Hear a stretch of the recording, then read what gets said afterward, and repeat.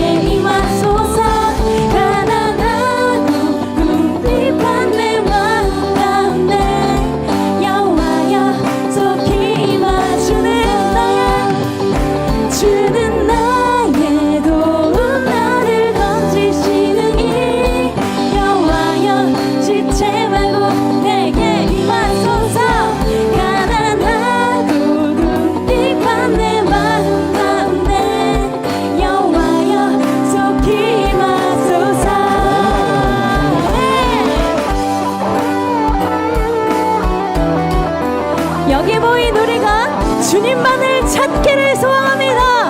아멘.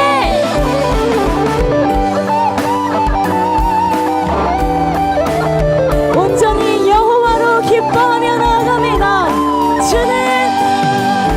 주는 나의 도움, 나를 건지시느니 여호와여 지체 말고 내게 임하소서. 가난하고 궁핍한 내 마음 가운데 여호와여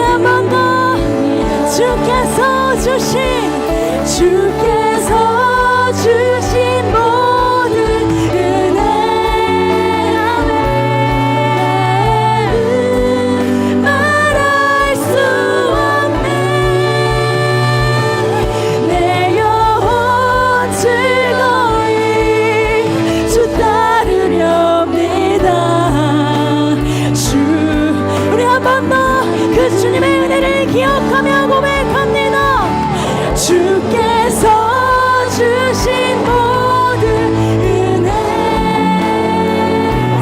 나는 말할 수 없네. 내 영혼 즐거이 주 따르렵니다. 우리 마지막으로 두 손 들고 고백합니다. 주께서 주신 모든 은혜 나는 말할 수 없네. 내 영혼 즐거이 따르렵니다. 주께 내 삶 드립니다. 내 영혼 즐거이 주 따르렵니다. 주께 내 삶 드립니다. 아멘. 우리 함께 이어지는 그 말씀 시간을 위하여 기도하며 나아가겠습니다.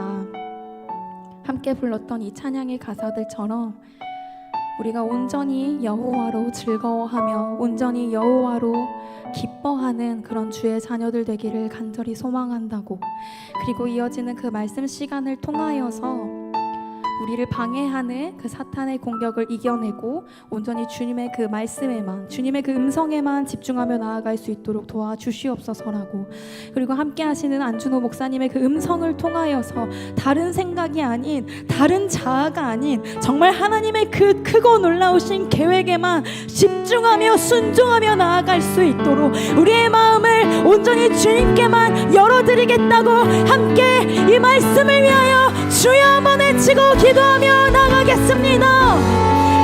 주여,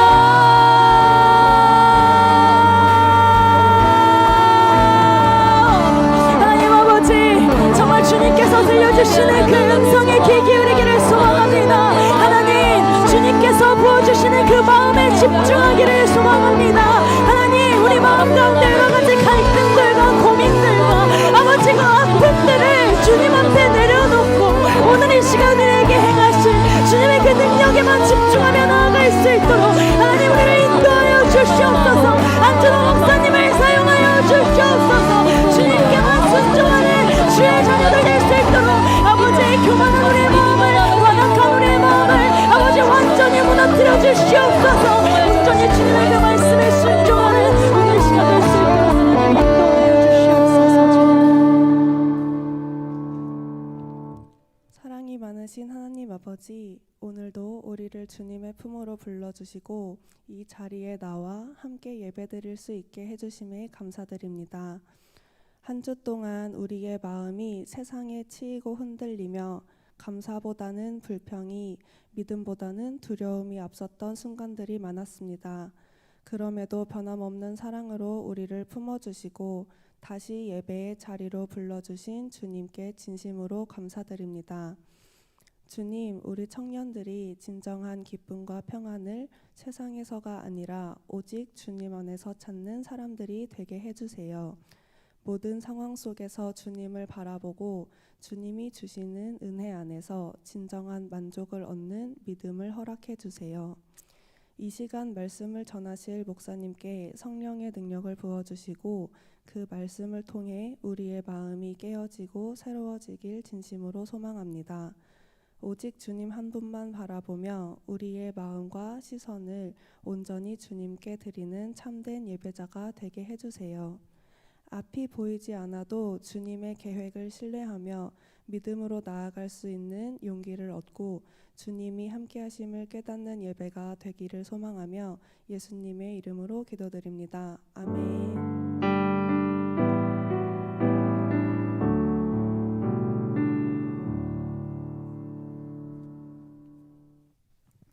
오늘 우리에게 주신 하나님의 말씀 함께 보도록 하겠습니다. 구약성경 열왕기상 19장 1절에서 8절까지 말씀입니다. 열왕기상 19장 1절에서 8절까지 말씀, 우리 다 함께 일어나셔서 저와 여러분이 한 절씩 교독해서 읽도록 하겠습니다. 열왕기상 19장 1절에서 8절까지 말씀입니다. 찾으셨으면 제가 먼저 읽겠습니다. 아합이 엘리야가 행한 모든 일과 그가 어떻게 모든 선지자를 칼로 죽였는지를 이세벨에게 말하니 이세벨이 사신을 엘리야에게로 보내어 이르되 내가 내일 이맘때에는 반드시 내 생명을 저 사람들 중 한 사람의 생명과 같게 하리라. 그렇게 하지 아니하면 신들이 내게 벌 위에 벌을 내림이 마땅하니라 한지라. 그가 이 형편을 보고 일어나 자기의 생명을 위하여 도망하여 유다에 속한 브엘세바에 이르러 자기의 사환을 그곳에 머물게 하고 자기 자신은 광야로 들어가 하룻길쯤 가서 한 로뎀나무 아래에 앉아서 자기가 죽기를 원하여 이르되 여호와여 넉넉하오니 지금 내 생명을 거두시옵소서. 나는 내 조상들보다 낫지 못하나이다 하고 로뎀나무 아래에 누워 자더니 천사가 그를 어루만지며 그에게 이르되 일어나서 먹으라 하는지라. 본즉 머리맡에 숯불에 구운 떡과 한 병 물이 있더라. 이에 먹고 마시고 다시 누웠더니 여호와의 천사가 또 다시 와서 어루만지며 이르되 일어나 먹으라. 내가 갈 길을 다 가지 못할까 하노라 하는지라.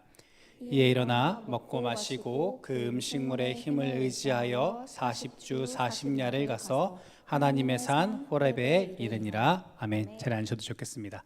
여러분들과 함께 로뎀나무 아래서라는 제목으로 함께 은혜를 나누고자 합니다.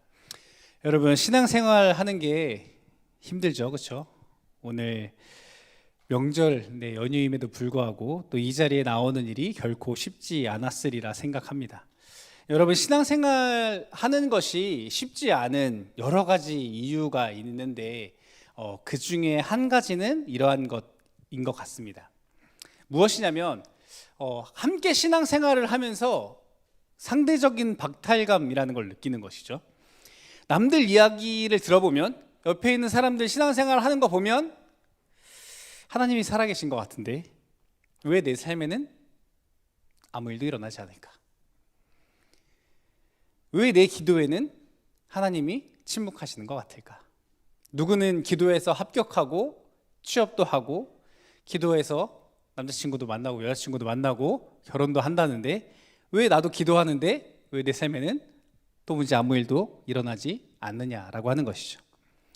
뭔가 이처럼 이 상실감과 박탈감이 우리를 때때로 고통스럽게 하고 우리의 신앙을 흔들기도 합니다. 이스라엘 백성들 마음속에도 이러한 생각들이 점차 그들의 마음 가운데 자리 잡기 시작했고 어두움의 시간들을 보내면서 하나님이 분명히 살아계시다고 말하고 우리의 조상들, 우리의 부모 세대, 우리의 친척들이 모두가 이스라엘 백성들이 하나님이 살아계시다 말하고 하나님을 섬긴다라고 말하고 하나님을 예배한다라고 말하는데 왜 하나님께서는 도무지 우리의 삶에 일하시지 않는 것처럼 느껴지냐라고 하는 것이죠. 점차 많은 사람들이 신앙을 버리고 세상의 사람들처럼 살아가기 시작합니다. 시대의 풍조가 그렇게 흘러가기 시작합니다. 어떠한 사람들은 끝까지 신앙을 지키고 믿음을 지키는 사람들도 있었고 여전히 하나님께 돌아가자고 말하며 하나님의 말씀을 전하는 사람들도 있었는데 믿음의 사람들, 신앙을 지켜나가자고 말하는 사람들을 조롱하듯이 야, 하나님 도대체 어디 있는데? 우리 조상들이 맨날 그렇게 얘기하잖아. 우리 할아버지가 진짜 내 귀에 못이 박히도록 얘기했는데 하나님께서 그 홍해를 가르셔가지고 그 요단을 건너가지고 그래가지고 우리가 이렇게 살고 있다고 얘기하시는데 도대체 그 하나님 어딨냐고. 하나님 살아계시다며. 내 가름 한 번 안 갈아주시더만 무슨 홍해는 무슨. 도무지 나에게 와닿지 않는 이야기들만 어른들이 하는 이야기를 들었을 뿐 정말 내 삶에는 하나님이 응답하시는 것들이 느껴지지 않는 것이죠. 그러니까 점차 신앙을 갖고 있던 사람들이 세상의 사람들처럼 살아가기 시작합니다. 신앙을 버리는 것이 오히려 더 편한 것이다라고 이야기해요. 왜 그 많은 수많은 율법들을 왜 지키고 살아가느냐라고 하는 것이죠.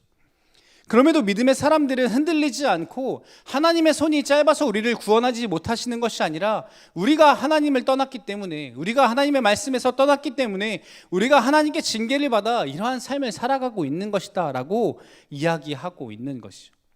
왜 지금 이스라엘 백성들이 이처럼 어려움 가운데 있는지, 왜 이토록 순환의 역사를 당하고 있는지, 수많은 강대국들이 나라를 빼앗고 수탈하는 이 반복적인 역사와 비극 가운데 그들이 속해 있는지 지난 역사들을 비판적으로 기록하고 있는 것이 바로 오늘 우리가 함께 읽었던 열왕기사 말씀의 배경입니다.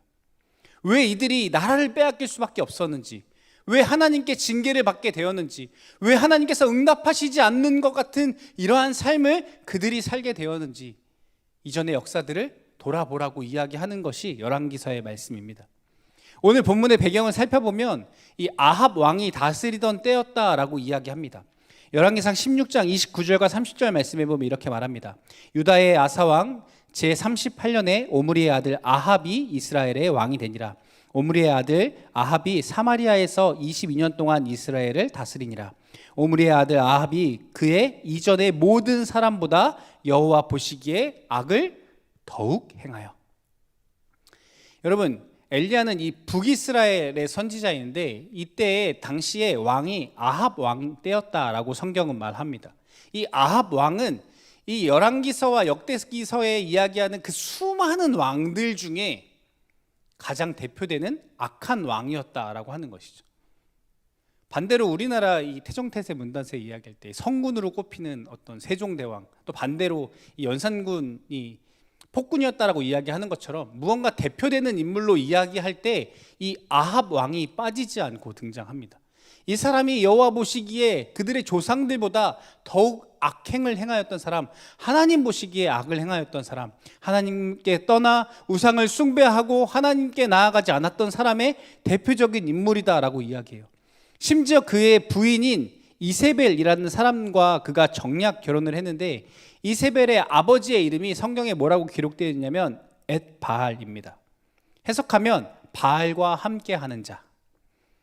이 사람이 이세벨이라는 사람이 이 아합이라는 왕과 결혼하면서 그들이 섬기고 있던 이 바알과 아세라라고 하는 이방 신들, 우상들을 잔뜩 가지고 이 이스라엘 땅에 들어오거든요.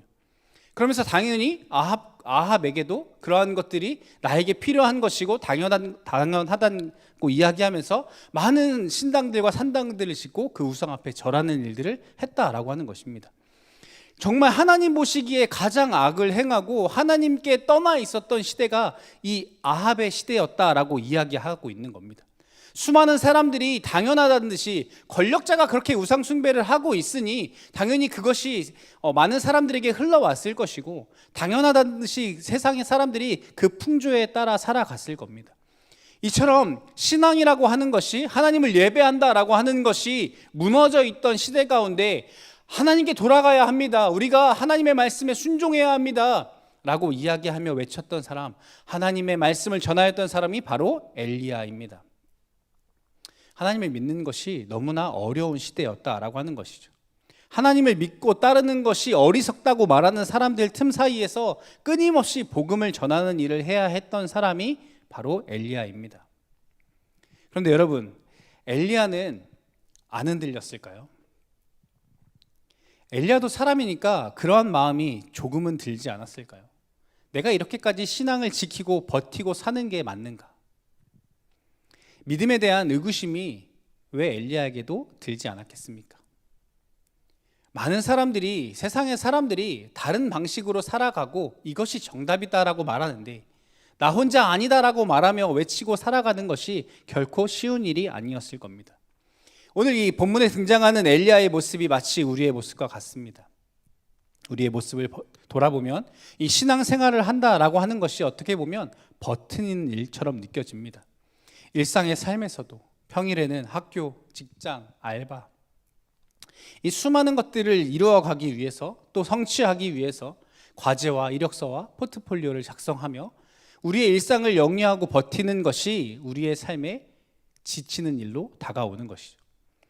또 주말과 교회 사역 수많은 모임으로 인해서 우리의 달력을 뒤져보면 빈칸이 없습니다. 하루하루를 버티며 살아가는 것이죠. 어떤 사람들은 이렇게 이야기합니다. 젊어서 고생은 사서도 한다고요. 그런데 안타깝게도 오늘을 살아가는 청년들의 모습을 바라보면 그 고생을 살 돈도 형편도 없는 것 같습니다. 그러니 때때로 지치고 우리 마음 가운데 절망이라고 하는 것이 찾아오고 처음 함께 말씀을 시작하며 나눴던 것처럼 이 상대적 박탈감이라고 하는 것이 우리의 마음을 무너뜨리게 합니다. 이러한 때 우리에게 필요한 것은 무엇인가? 그럼에도 믿어야 한다라고 하는 외침이 아니라 우리에게도 회복과 쉼이 필요하다라고 하는 것입니다. 사랑하는 청년 여러분, 오늘 이 예배를 통하여서 저와 여러분에게 하나님께서 부어주시는 쉼과 위로와 회복이 우리 가운데 부어지기를 축복합니다. 여러분, 열왕기상 오늘 본문 19장의 말씀에 등장하는 이 엘리야의 모습은 그래서 이러한 삶을 버티는 삶을 살아가다가 그의 결론이 어떻게 되었는가, 바로 탈진한 상태였다라고 하는 겁니다. 번아웃 되었습니다. 왜 그랬냐? 왜 그가 지치고 탈진하고 낙심하게 되었느냐? 오늘 본문 3절 말씀 우리 같이 한번 읽어보도록 하겠습니다. 함께 읽겠습니다. 시작. 그가 이 형편을 보고 일어나 자기의 생명을 위하여 도망하여 유다에 속한 브엘세바에 이르러 자기의 사환을 그곳에 머물게 하고. 그가 무엇을 보았다고요? 형편을 보았다라고 이야기합니다. 여러분, 그가 본 형편은 무엇일까요? 앞에 등장하는 19장 1절과 2절의 말씀에 이렇게 말씀합니다. 아합이 엘리야가 행한 모든 일과 그가 어떻게 모든 선지자를 칼로 죽였는지를 이세벨에게 말하니 이세벨이 사신을 엘리야에게 보내어 이르되 내가 내일 이맘때에 반드시 내 생명을 저 사람들 중 한 사람의 생명과 같게 하리니 그렇게 하지 아니하면 신들이 내게 벌 위에 벌을 내림이 마땅하니라 한지라. 이세벨이 뭐라고 이야기하는 거예요? 내가 너를 반드시 죽이겠다라고 하는 거예요. 내가 너를 못 죽이면 사람이 아니다라고 하는 거죠. 왜 그러냐면 앞에 이야기하는 것처럼 아합이 엘리야가 행한 모든 일과라고 이야기하는, 그에게 두 가지 커다란 사건이 있었는데 이 두 가지 사건이 이 열왕기상 18장에 등장하는데 너무나 유명한 두 가지 사건이 등장합니다. 무엇이냐면 첫 번째는 여러분, 이 갈멜산이라고 하는 곳에 엘리야와 바알과 아세라를 섬기는 이 선지자들이 다 모였습니다. 한판의 결전을 벌이는데 진짜 신이 누구인지, 어떤 신이 진짜 신이고 참 신인지 오늘 결판을 내자고 한 거예요. 하나님을 믿어야 한다라고 말하는 엘리야와 바알과 아세라가 진짜 신이다라고 말하는 850명이 모였습니다. 바알을 섬기는 선지자라고 말하는 450명과 아세라를 섬기는 400명의 선지자가 있었어요. 850대 1의 싸움을 합니다. 그래서 이들이 어떻게 싸우자고 했냐? 850대 1이니까 이렇게 주먹으로 싸우면 곤란하잖아요. 진짜 하나님이 누구시냐? 오늘 결판을 내고 우리가 확정을 짓자라고 이야기하면서 어떤 신이 진짜 신이냐면 제단에 나무를 이렇게 쌓아놓고 불을 내려주세요 해서 이 마른 나무가 불타기 시작하면 이 갖다 붙이는 거 아니고 하늘에서 불이 내려서 이 나무가 불타기 시작하면 그 신이 진짜 신인 것으로 우리가 결론을 내자라고 이야기한 거죠. 그래서 한번 누가 진짜 신인지 한번 해보자라고 해서 이 갈멜산에 모였습니다. 그래서 먼저 이 바알과 아세라를 섬기는 선지자들이 나무를 쌓아놓고 제단을 쌓아놓고서는 기도하기 시작해요. 어떻게 되었을까요? 아무 일도 안 일어납니다. 점점 시간이 지나고 초조해지자 이 사람들이 우리나라 옛날 막 굿하듯이 막 이상한 노래를 부르기 시작하고 몸을 막 자해하며 피를 흘리며 막 이상한 짓들을 하기 시작합니다. 어떻게 해서든 빨리 이 불을 내려달라고 그들이 기도하죠. 그런데 점점 해가 저물어 가는데 어떻게 되어져요? 아무 일도 안 일어납니다. 저녁쯤이 되어서 엘리야가 이렇게 이야기합니다. 이제 적당히 하고 이제 내려가세요. 그리고 나서 엘리야가 어떤 일을 합니까? 제단 주변에 땅을 파기 시작해요. 고랑을 파요. 물길을 팝니다. 그리고 무슨 일을 합니까? 나무에 물을 붓기 시작합니다. 여러분, 마른 나무가 더 잘 타겠죠? 근데 나무가 흥건히 젖어서 이 고랑에 물이 가득할 정도로 물을 쏟아붓기 시작합니다. 그리고 엘리야가 기도합니다. 18장 37절에 이렇게 말씀합니다. 여호와여 내게 응답하소서, 내게 응답하소서. 이 백성에게 주 여호와는 하나님이신 것과 주는 그들의 마음을 되돌이키심을 알게 하옵소서. 아멘. 엘리야가 기도할 때 어떤 일이 일어납니까? 하늘에서 불이 내려옵니다. 제단에 있던 모든 것들을 태우고 도랑에 있던 모든 물이 말라버립니다. 놀라운 승리를 경험하는 것이죠. 그리고 두 번째 그가 경험했던 사건은 무엇이냐? 이스라엘이 하나님을 외면하고 이 우상숭배라고 말하는 이 바알을 섬기고 아세라를 섬기는 것에 하나님께서 진노하셔서 3년 6개월 동안 이스라엘 땅에 비가 내리지 않고 있었습니다. 완전히 메마른 땅, 완전히 그 가뭄 든 그 상태에서 이 갈멜산의 승리 이후에 엘리야가 하나님께 기도하는데 저 하늘 끝에 손바닥만한 구름이 보이기 시작합니다. 드디어 하나님께서 이스라엘 땅 가운데 비를 주시려나 보다. 엘리야가 기도합니다. 하나님께서 우리를 용서하시고 비를 내려 주옵소서라고 그가 기도할 때 3년 6개월 만에 비가 내리기 시작합니다. 이 두 가지 놀라운 기적을 경험하고 엘리야는 생각했을 겁니다. 어떤 생각을 해요? 이 정도면 사람들이 하나님 믿겠지. 이 정도면은 이제 회개하고 하나님께 돌이키겠지. 진짜 하나님이 참 하나님이시구나라고 그들이 믿고 이 아세라와 아합도 그들 앞에 절하겠지. 이세벨도 정신 차리겠지. 아합 왕도 이제 그만 우상 숭배하고 나라의 사람들에게 이제 모두 하나님을 믿어야 합니다라고 공포하며 그들이 하나님께 돌이키겠지라고 생각합니다. 그런데 현실은 어떻습니까? 그 두 가지 놀라운 기적을 경험하고 그가 집에 돌아왔을 때 그가 경험한 일은 무엇이에요? 함께 읽었던 1절과 2절 말씀에 본 것처럼 그런 일이 없었다라고 하는 거죠. 갈멜산의 이 놀라운 승리 이후에 하나님이 은혜로 그 비를 내려주신 이후에 이세벨이 이렇게 말합니다. 2절 말씀에 이세벨이 사신을 엘리야에게 보내어 이르되 내가 내일 이맘때에 반드시 내 생명을 저 사람들 중 한 사람의 생명과 같게 하리니 그렇게 하지 아니하면 신들이 내게 벌 위에 벌을 내림이 마땅하니라 한지라. 내가 진짜 너를 못 죽이면 신들이 내게 벌 위에 벌을 내림이 마땅하다. 진짜 내가 너 죽이고 만다. 사신을 보내서 편지하는 거죠. 여러분 어떻게 되었습니까? 변한 게 아무것도 없어요. 아니요, 오히려 악화되었죠. 나를 죽이겠다라고 하는 그 말을 엘리야가 들었습니다. 이 형편을 보고 작금의 이 상황을 보고 내 현실을 바라보니 엘리야가 어떻게 했다는 거예요? 낙심했다라고 하는 겁니다.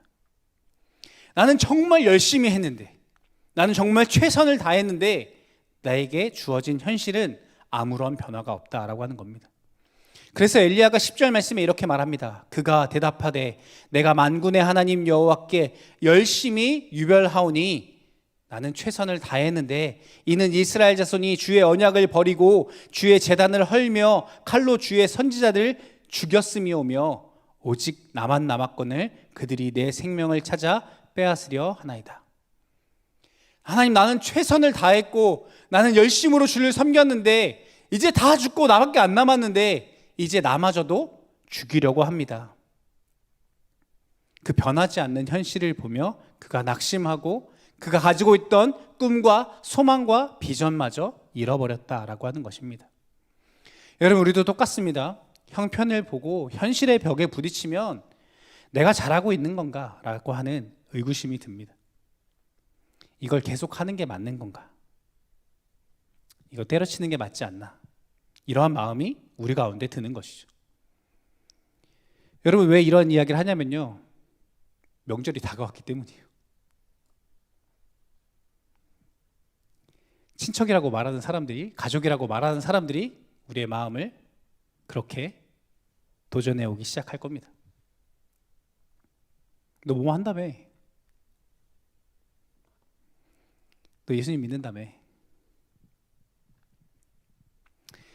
여러분, 우리의 마음을 낙심시키고 좌절시키는 그러한 말들에 우리가 흔들리지 않기를 축복합니다.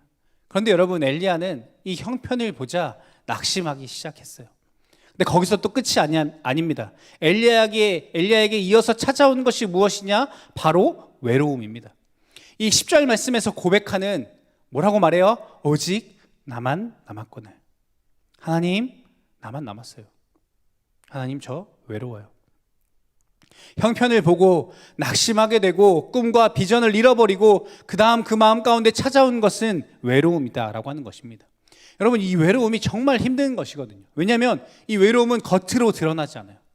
진짜 힘든데, 진짜 답답한데, 진짜 괴로운데 표현되지 않고 드러나지 않고 말로 설명할 방법이 없는 것이기 때문입니다.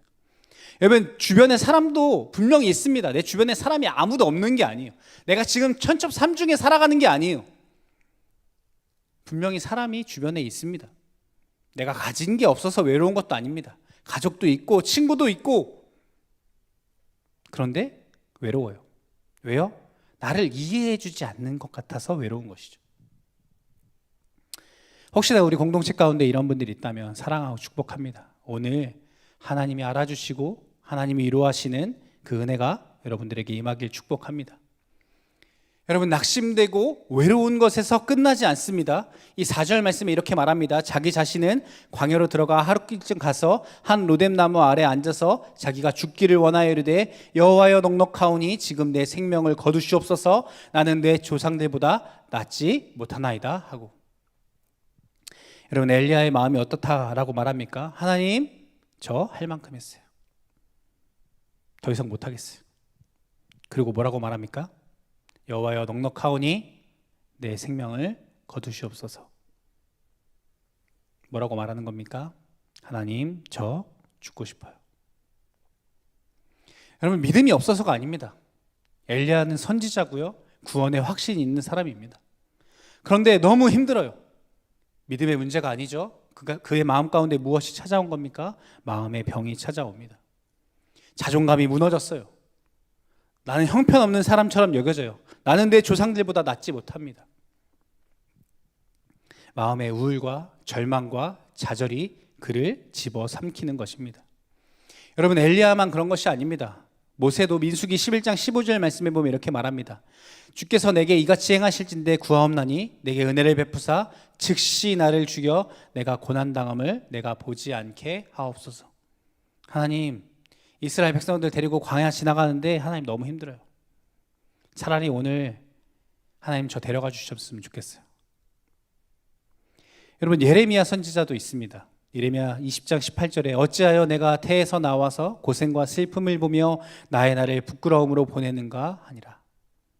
무슨 말입니까? 아이고, 내가 그냥 태어나지 말았어야 하는데 무슨 좋은 꼴 보겠다고 태어나서. 왜 하나님 굳이 나를 태어나게 하셔서 이 모양 이 꼴을 보게 하시냐라고 하는 것이죠. 내가 겪는 것은 재앙과 슬픔뿐이다 라고 말하며 탄식합니다.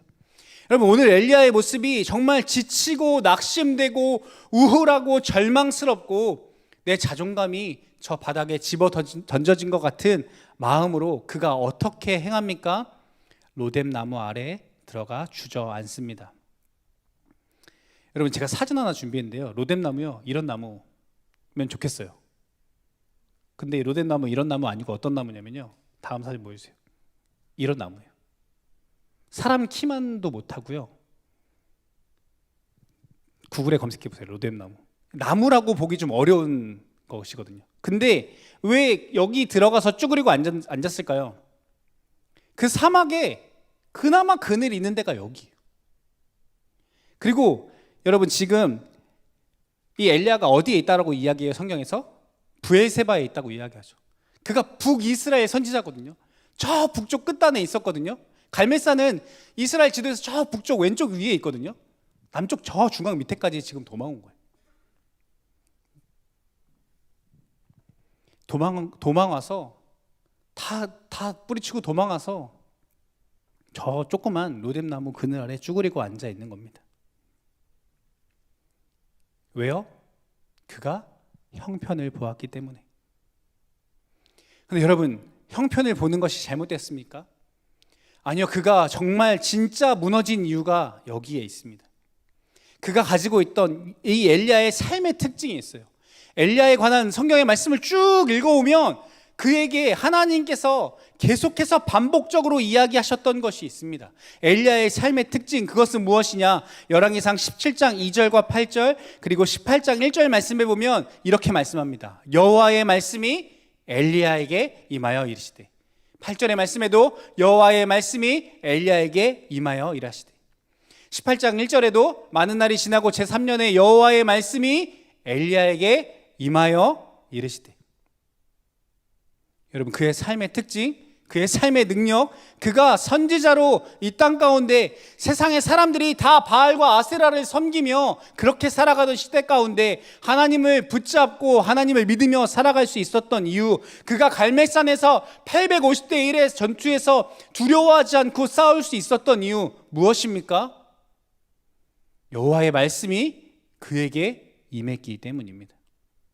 그의 삶의 기준이 형편이 아니라, 현실이 아니라 하나님의 말씀이었기 때문입니다. 그것을 기준 삼아서, 하나님의 말씀을 기준 삼아 그것을 붙들고 의지하며 살아갈 때 괜찮았어요. 더 힘들어도 끄떡 없었어요. 그런데 돌아서서 이 형편을 보기 시작하자 그가 낙심되고 좌절하며 우울하고 죽고 싶은 마음이 들기 시작하더라고 하는 것입니다. 영적인 공급이 끊어지면 무너지는 것입니다. 여러분, 평소에 여호와의 말씀이 여러분에게 임하고 있습니까? 여러분, 말씀의 공급하심으로 여러분 살아가고 있습니까? 말씀이 기준되어서 여러분 살아가고 계십니까? 여러분, 평소에 말씀 보세요. 유튜브, 넷플릭스 말고요. 말씀 보십니까? 여러분, 제가 여러분들과 나누는 이 주일에 이 30분의 설교로 여러분 한 주를 살아가는 건 불가능합니다. 1일 1식 가능할지 모르겠지만 일주일에 1식 하시는 분은 없잖아요. 그렇죠? 매일매일 말씀을 우리가 공급받아야 하는 것이죠. 여러분, 손 들라고 안 할게요. 여러분, 속으로 한번 대답해 보세요. 우리 2청년 함대 가운데 사역하시는 분들, 찬양팀, 안내팀, 위에 진행팀, 음향, 임원, 목자, 여러분 말씀 보세요. 큐티하십니까? 여러분, 이 땅에서 우리가 살아가는 것에 있어서 일과 사역은 무엇이 기준되어야 하냐면요, 우리가 하나님과의 관계만큼 해야 합니다. 하나님의 말씀을 가지고 하나님과 관계하는 만큼, 내가 하나님과 친밀한 만큼 일과 사역을 해야 하는 것이에요. 관계보다, 하나님의 말씀보다 일이 우선되어지면 오늘 엘리야처럼 우리는 낙심하고 좌절하고 넘어질 수밖에 없습니다. 하나님의 관계보다, 하나님과의 친밀함보다, 하나님의 말씀보다 일하는 것이, 사역하는 것이 우선되어지고 중요하게 되어지면 이것이 우상이 되어지고 이것이 삶의 목표가 되어지고 하나님이 아닌 그것으로 살아가는 사람들이 되어진다라고 하는 것입니다. 우리는 하나님과의 관계 안에서, 하나님의 말씀 안에서 사역하고 일하며 살아가야 합니다. 그럼 여러분, 일과 사역이 많은데 하나님과의 관계가 없다면 어떻게 해야 돼요? 다 내려놔야 돼요? 직장 때려치고 사역 내일부터 다 그만둬야 됩니까? 아니요, 반대로 일과 사역이 내 삶 가운데 부어지고 많으면 그만큼 더 하나님과의 관계 가운데 더 나아가야 하는 겁니다. 더 말씀 보고 더 기도하며 더 예배 가운데, 더 기도 가운데 하나님께 우리는 나아가야 하는 것입니다. 그렇게 하지 않으면 결국 지금은 괜찮아 보이지만 엘리야처럼 소진되어지고 낙심되어지며 그 형편을 바라보고 절망하며 좌절하고 무너지는 때가 우리에게 찾아온다라고 하는 것입니다. 사랑하는 여러분, 말씀 앞에 나아가기를 축복합니다. 근데 여러분, 너무나 감사한 것은 무엇이냐? 우리가 그것을 외면하며 살아가지만 한 주일에 단 한 장도 성경을 읽지 않는 삶을 이렇게 오랫동안 살아오고 있지만 하나님이 우리를 외면하시지 아니하시고 우리에게 하시는 말씀은 무엇이냐? 5절 말씀에 이렇게 말씀합니다. 로뎀나무 아래에 누워 자더니 천사가 그를 어루만지며 그에게 이르되 일어나 먹으라 하는지라. 우리에게도 말씀하십니다. 일어나 먹으라. 여러분, 엘리야가 너무나 지치고 낙심되어서 그 로뎀나무 아래에 들어가서 잠들어 버립니다. 지친 엘리야에게 하나님께서 천사를 보내셔서 그를 먹이시고 그에게 위로하시고 그에게 공급하십니다. 여러분, 지친 이유 중 한 가지는 바로 이 육체의 소진이다라고 하는 거예요. 우리가 회복, 힐링 이런 말 많이 쓰잖아요. 그런데 우리가 말씀을 읽고 기도하며 이 영적인 것을 회복하는 것도 너무나 중요한데요, 영적인 것만 회복한다고 되어지는 게 아니에요. 왜요? 우리는 육체를 가진 인간이기 때문이죠. 몸이 지치면, 몸이 상하면 마음이, 영혼이 같이 지치기 마련입니다. 그래서 하나님께서 엘리야에게 찾아가셔서 그를 위로하시고 먹이시고 공급하시는 것이죠. 너무나 은혜가 되고 감사한 것, 이 말씀 가운데 이 지친 엘리야에게 하나님께서 찾아오셔서 마치 그 헬스장 트레이너 쌤처럼, 엘리야 회원님 일어나셔야죠. 자, 일어나세요. 말씀 볼게요. 오늘 10장만 볼게요. 7장, 8장, 9장, 한 장 더요, 한 장 더요 라고 하시지 않는다라고 하는 거죠. 말씀 봤으니까 오늘 이제 기도 3세트만 할게요 라고 하시지 않더라고 하는 겁니다. 그를 어떻게 하세요? 그 로뎀 나무 아래에 있는 엘리야에게 찾아가셔서 하나님께서 무엇 하십니까? 먹고 자고 그냥 쉬게 두시더라고 합니다. 야, 너는 선지자라는 애가 못하겠다고, 왜 죽고 싶다고? 정신 차려 라고 그를 책망하지 않으십니다. 그를 정죄하고 그에게 뭐라고 말씀하시지 않아요. 야, 너 진짜 최선을 다했냐? 라고 하나님 다그치지 않으세요. 하나님께서 우리에게도 그렇게 말씀하시리라 믿습니다. 그래, 너의 열심을 안다. 사람들이 인정해 주지 않고 상황과 환경이 변하지 않아서 낙심되는 거 내가 잘 안다. 너의 열심과 너의 최선과 너의 노력과 너의 기도를 내가 안다. 하나님께서 우리에게도 말씀하시는 것입니다. 여러분, 예배의 자리에 우리가 나와서 하나님께 이 로뎀 나무 아래 있는 엘리야와 같은 마음으로 우리의 정직한 마음을 고백해야 하는 것입니다. 그리고 우리는 이 예배의 자리에서 무엇을 회복하여야 하느냐? 엘리야처럼 여호와의 음성이 우리 가운데 들려와야 하는 것입니다. 여호와의 말씀이 엘리야에게 임하여 이르시되, 여호와의 말씀이 준호에게 임하여 이르시되, 진수에게, 규원이에게, 진아에게 임하여 이르시되. 우리를 향하여 말씀하시는 그 하나님의 음성을 우리가 듣고 우리의 마음이, 우리의 심령이, 우리의 육신이 회복되는 자리가 되어야 하는 것입니다. 그래서 마지막으로 8절 말씀에 이렇게 말씀합니다. 예, 일어나 먹고 마시고 그 음식물의 힘을 의지하여 40주 40야를 가서 하나님의 산 호렙에 이르니라. 사랑하는 청년 여러분, 이번 추석이 여러분에게 이 로뎀 나무와 같은 시간 되어지기를 축복합니다. 여러분, 잘 먹고 잘 쉬십시오. 그 음식물의 힘을 의지하여 우리가 다시 걸어갈 수 있기를 축복합니다. 엘리야가 일어나서 40주 40야 40일을 걸어서 어디로 갔다고 말합니까? 하나님의 산 호렙에 이르렀다라고 말합니다. 호렙산, 처음 듣는 분도 있으리라 생각합니다. 호렙산 생소하죠? 호렙산의 다른 이름은 신의 산입니다. 신의 산에서 무슨 일이 있었어요? 모세가, 우리 얼마 전에 하나님의 선물 나눴었잖아요. 무엇을 받았어요? 십계명을 받은 곳이 바로 신의 산입니다. 하나님의 말씀을 받았던 곳. 그가 그 호렙산에 이르렀을 때 어떤 일이 일어났는가? 19장 9절에 보면 이렇게 말씀합니다. 엘리야가 그곳 굴에 들어가 거기에 머물더니 여호와의 말씀이 그에게 임하여 이르시되, 엘리야야, 내가 어찌 여기 있느냐? 그가 하나님의 산에 이르렀을 때 다시 무슨 일이 일어났다고요? 여호와의 말씀이 그에게 임하여 이르시되. 사랑하는 여러분, 하나님께 나와왔을 때, 하나님의 예배의 자리에 여러분들이 나왔을 때마다 이 여호와의 말씀이 여러분에게 임하게 되어지기를 축복합니다. 말씀을 맺기 원합니다. 사랑하는 여러분, 엘리야가 무너지고 낙심되고 외롭고 절망스러웠던 이유는 바로 그의 형편을 보았기 때문입니다. 갈멜산의 기적도 그의 현실을 당장 바꾸지는 못하였고, 그가 형편을 보고 실망하고 좌절하여서 그 광야 끝에 그 부엘세바까지 도망쳤다라고 말합니다. 그리고 그는 그냥 단순히 땅의 끝이 아니라 자신의 삶이 거기서 끝이라고 생각했습니다.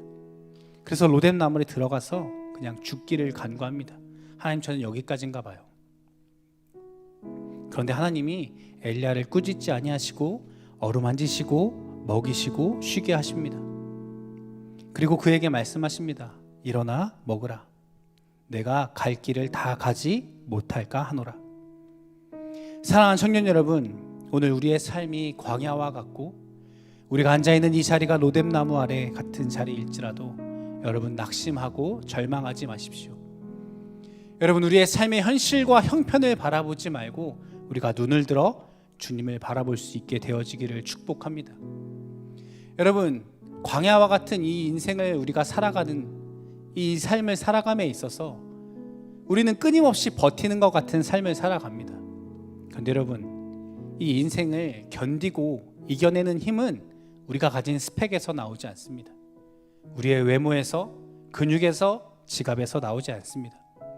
우리가 주님 안에 거할 때 우리에게 부어지고 임하신 주의 말씀이 우리 가운데 있을 때 그 말씀의 능력으로 우리가 견뎌내고 이겨낼 수 있는 줄 믿습니다. 그래서 여러분, 엘리야가 그 로뎀나무 아래서 쉼과 위로를 얻고 다시 나아갈 힘을 얻었던 것처럼 그가 하나님의 산 호렙에서 다시 한번 비전과 사명으로 주님께서 부어주시는 그 말씀을 가지고 다시 삶의 자리로 돌아갔던 것처럼 우리 이 청년함대 예배가 호렙산과 같은 자리 되어지기를 축복합니다. 우리에게 말씀하시고 임하시는 그 음성을 듣고 다시 한번 우리의 삶의 자리로, 우리의 부르심의 자리로 우리가 그렇게 다시 달려갈 수 있게 되어지기를 소망합니다. 또 우리가 서로가 서로에게 로뎀나무와 같은 그 천사와 같은 사람들이 되어줄 수 있기를 소망합니다. 그래서 함께 다시 일어나 우리에게 임하시고 말씀하시는 주의 음성을 붙잡고 우리의 삶 가운데 하나님만 예배하며 살아가는 저와 여러분 되어지기를 예수님의 이름으로 축복합니다. 우리 시간 함께 찬양하겠습니다. 우리 시간 함께 찬양할 때 우리 광야를 지나며 함께 고백하겠습니다. 왜 나를 깊은 어둠 속에 홀로 두시는지, 어두운 밤은 왜 그리 길었는지, 나를 고독하게, 나를 낮아지게, 세상 어디도 기댈 곳이 없게 하셨네.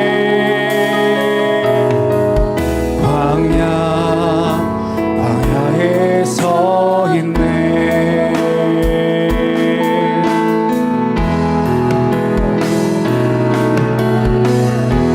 주님만 내 도움이 되시고, 주님만 내 빛이 되시는, 주님만 내 친구 되시는 광야. 주님 손 놓고는 단 하루도 살 수 없는 곳. 광야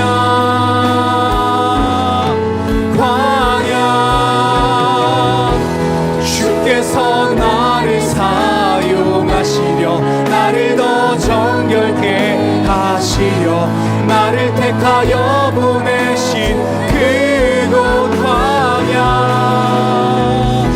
성령이 내 영을 다시 태어나게 하는 곳.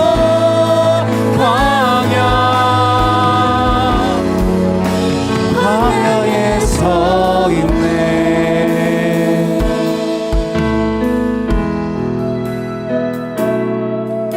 내 자가 산산이 깨지고 높아지려 했던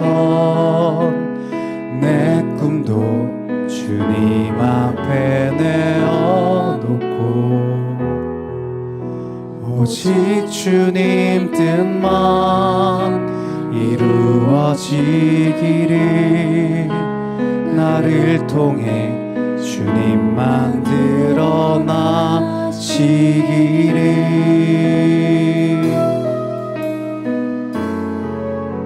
광야를 지나며.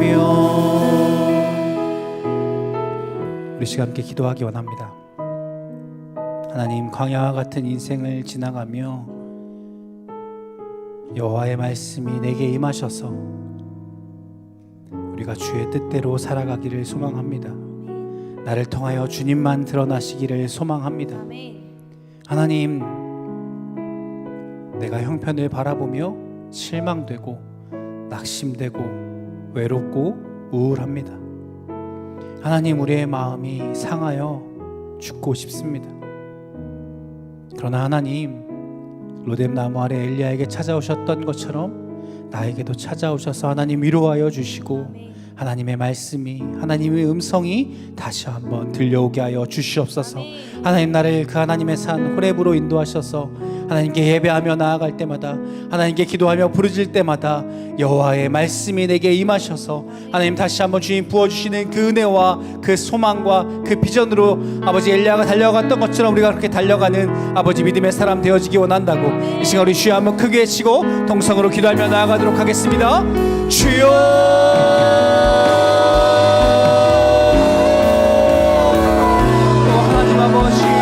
아버지 상하고 좌절하고 아버지 낙심되며 오던 아버지 우리의 심령 가운데 하나님 주님 아버지 그 마음을 가지고 주 앞에 나아오니 아버지 우리의 마음을 위로하여 주시고 아버지 우리에게 주여 다시 한번 주님이 부어주시는 그대로 아버지 공급되어지게 하여 주시옵소서. 나를 채워주시고 나를 세워주시며 다시 한번 주의 여호와의 말씀이 아버지 우리의 심령 가운데 임하게 하여 주시옵소서. 그래서 하나님 우리가 다시 한번 일어나기를 원합니다. 아버지 로뎀나무 안에 들어가 아버지 죽기를 구하였던 아버지 우리가 보는 엘리야의 모습이 아버지 우리의 모습과 같지만 그래도 하나님과 형편을 바라보지 아니하고 아버지 우리 눈으로 주를 바라보게 하여 주시옵소서. 아버지 주의 음성을 구하며 아버지 주님께 나아갈 수 있도록 아버지 우리를 인도하여 주시옵소서. 아버지 우리 귀한 청년들의 삶 하나님께서 주시고 가여하여 주시고 아버지 함께하여 주시며 동행하여 주셔서 아버지 다시 한번 일어날 수 있도록 아버지 힘과 위로와 능력을 아버지 공급하여 주시옵소서. 주님 안에서 평안을 누리게 하여 주시고 아버지 주의 기도하는 시간 동안 아버지 회복되어지는 내가 이들의 삶 가운데 아버지 임하게 하여 주시옵소서.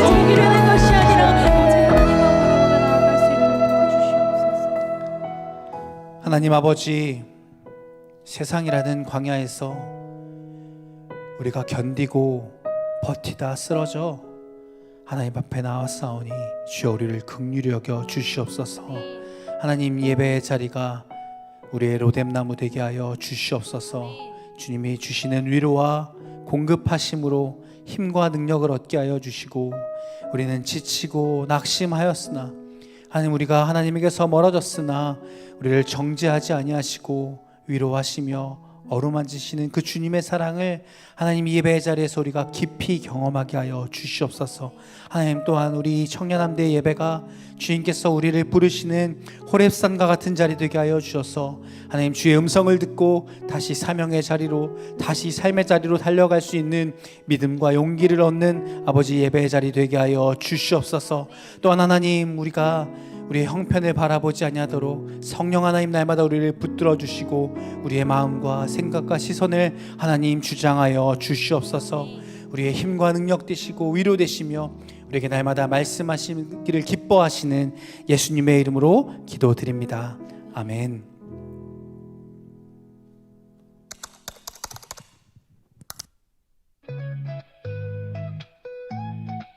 다시 불을 켜요. 이웃을 향한 마음으로 작은 손길 모아보면 큰 사랑이 피어나죠. 함께 걷는 이 길 위에 희망의 씨앗 뿌려요. 온 세계 교회 함께해요. 이웃과 환경 위한 사랑, 다양한 부목 속에 담긴 우리의 마음 다시 낡은 물건 새로 피고 버려진 꿈도 살아나요. 함께 가는 길 위에서 작은 기적이 펼쳐지죠. 사랑은 실천으로 끝나 작은 걸음이 세상을 바꿔. 온 세계 교회 우리의 울림 다시 온 사랑으로 온 세계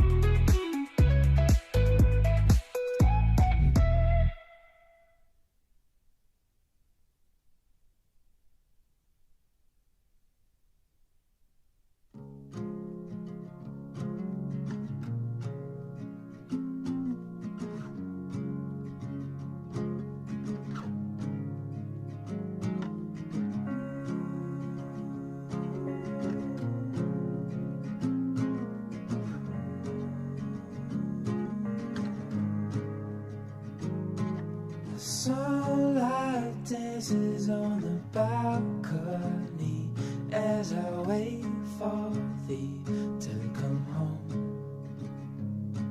I fumble my words, yeah, my sadness when you're in that dress. Glad you're home. Will you stay with me and never leave? You walked into my life and I am glad you came, glad you came. When you're not around I feel broken. Glad you came, glad you came.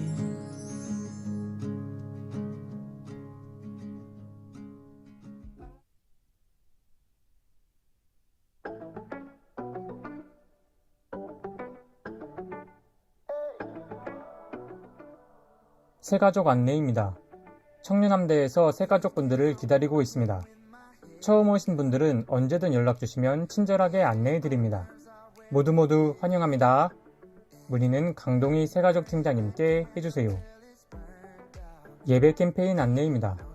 예배를 바꾸는 시간. 예배 10분 전에 참석하여 기도로 준비하는 예바시 캠페인이 진행 중입니다. 캠페인에 참여하시는 분들에게는 추첨을 통해 해당 목장의 목원들의 입을 즐겁게 할 간식팩을 선물로 드립니다. 한 목장에 많은 인원이 참여할수록 당첨 확률이 높아지겠죠? 딱 10분만 일찍 와서 은혜도 받고 선물도 받자! 다시 온 사랑바자회 10월 18일 토요일 오전 10시부터 오후 5시 온세계교회 마당에서 바자회가 열립니다. 온세계교회 성도 및 지역 주민 누구나 참여 가능합니다. 문의는 안준호 목사님께 해주세요. 바자회 물품 기부 안내입니다. 10월 12일까지 바자회에 기증할 물품을 받고 있습니다. 일정과 품목을 참고해주세요. 문의는 이영재 회장님께 해주세요. 바자회 부스 참여 안내입니다. 바자회 때 옷 판매 부스를 맡아줄 함대원들을 모집합니다. 단 1시간이어도 오케이. 많이 참석해주세요. 신청은 풀집 링크를 통해 가능하며 문의는 이영재 회장님께 해주세요. 통독반 안내입니다. 통독반 모임에서 이사여서 OT 예정입니다. 일정 확인 후 많은 관심과 참석 부탁드립니다. 10월 14일 화요일 오후 8시 함대 쉼터에서 진행됩니다. 문의는 윤승아 양역관리팀장님께 해주세요. 선교원금 안내입니다. 이 청년함대가 함께 드린 선교원금이 영주 김동은 목사님, 르완다 최왕덕 선교사님, 캄보디아 김혜련 선교사님, 아르헨티나 김덕전 선교사님께 전달되었습니다. 작은 정성이 모여 큰 힘이 됩니다. 계속해서 동역해 나가길 소망합니다. 함대 일정 안내입니다. 이 청년함대의 앞으로의 일정을 확인해 주세요. 이것으로 광고를 마칩니다. 이번 추석 주님 안에서 가족과 함께 사랑이 가득하길 기도합니다.